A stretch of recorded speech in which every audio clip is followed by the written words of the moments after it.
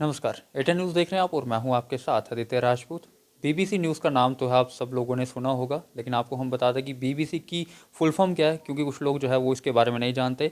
ये आपको हम बता दें कि इसकी फुल फॉर्म जो है वो ब्रिटिश ब्रॉडकास्टिंग कंपनी है, जो कि 18 अक्टूबर 1922 में जो है वो शुरू की गई थी और काफ़ी लोकप्रिय चैनल जो है ये लोगों का माना जाता है। और आज अगर बात की जाए तो कहीं ना कहीं मीडिया डेमोक्रेसी पर जो है वो टारगेट किया गया है। इनकम टैक्स की तरफ से रेट जो है वो बीबीसी के ऑफिस, चाहे वो मुंबई हो चाहे वो दिल्ली हो, वहाँ पर रेट जो है वो इनकम टैक्स की तरफ से डाली गई है। और आज हमारे साथ बात करने के लिए मौजूद हैं डॉक्टर वीरेंद्र शर्मा जी। इनसे हम बात करेंगे और जानेंगे इनका क्या कहना है। सर, एज ए इंडियन किस तरीके से देखते हैं कि मीडिया को भी अब कहीं ना कहीं इजाज़त नहीं जा रही ज़्यादा बोलने की?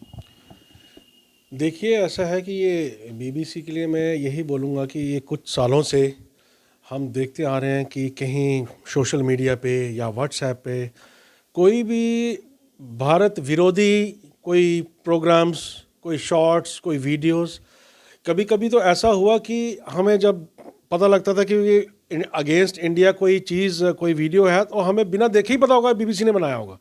मतलब ऐसा एक इमेज जो है बीबीसी का, ये all over India everybody knows it.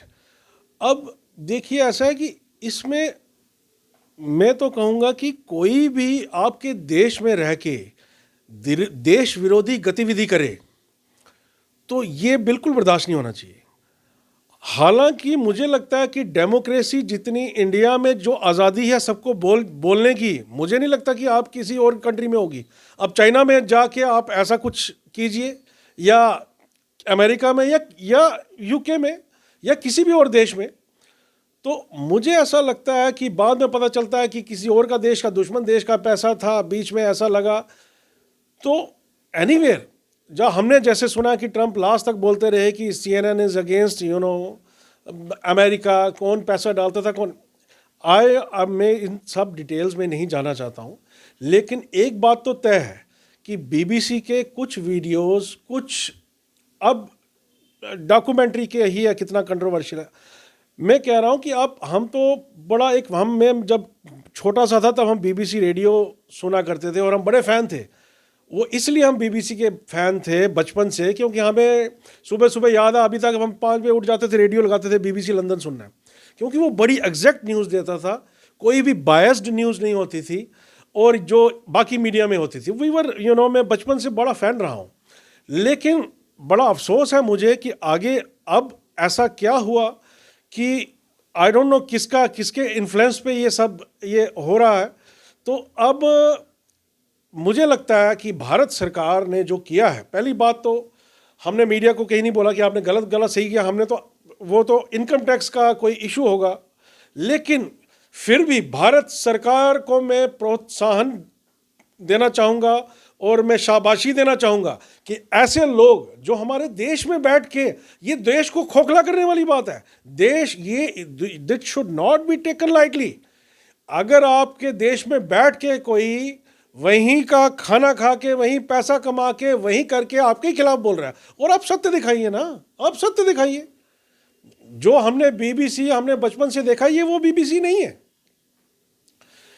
तो एनीवे, ये जो है आपके लोग कुछ कह रहे हैं कि ये डेमोक्रेसी पे हमला है जी, मीडिया पे हमला है, नहीं, ऐसा मुझे तो ऐसा लगता नहीं है कि जितनी मीडिया को आज़ादी हिंदुस्तान में है, कहीं भी किसी भी मुल्क में होगी। तो मैं ये फिर कहना चाहूँगा कि ना केवल बीबीसी या कोई भी है, सत्य के आधार पर आप जो भी है, आप अपनी रिपोर्टिंग कीजिए, अपने फैसले कीजिए, और मुझे नहीं लगता कि anything is wrong in this. अगर आपके देश में रह के कोई देश के खिलाफ बार बार बार बार बार बार, मैंने कहा कि हमने कोविड में यही वीडियोस देखे हैं, ओ आगे जी वीडियो इंडिया च ये हो रहा है, इंडिया च ये हो रहा है, और सब बीबीसी के थे, सब अगेंस्ट। लेकिन सर, कुछ लोगों का ये कहना है कि बीबीसी वो चीज़ें दिखाता था जो कि इंडियन मीडिया जो है वो नहीं दिखाता था, चाहे वो कश्मीर की वीडियोस हों चाहे वो देश भर की वीडियोस हों।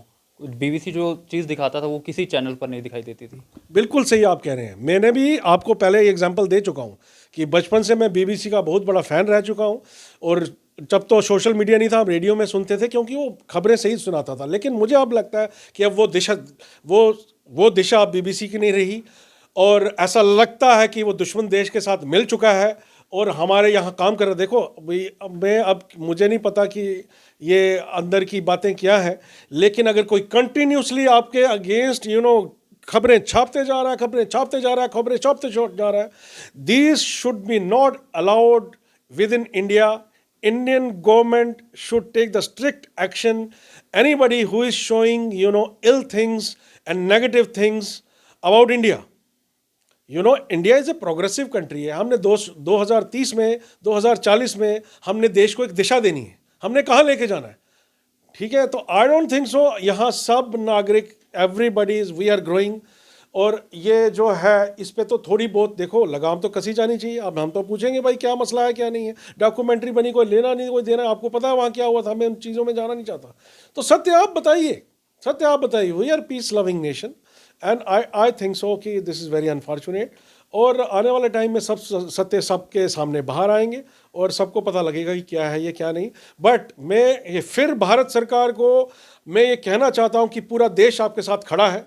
कोई भी मीडिया अगर आप देश के खिलाफ गलत रिपोर्टिंग करता है, उसके खिलाफ कानूनी कार्रवाई जो भी है, अंतर्गत जो भी है, अगर उनको ठीक लगता है they can go to court. जो भी सत्य के आधार पर उन पर कार्रवाई होनी चाहिए. शुक्रिया बात करने के लिए.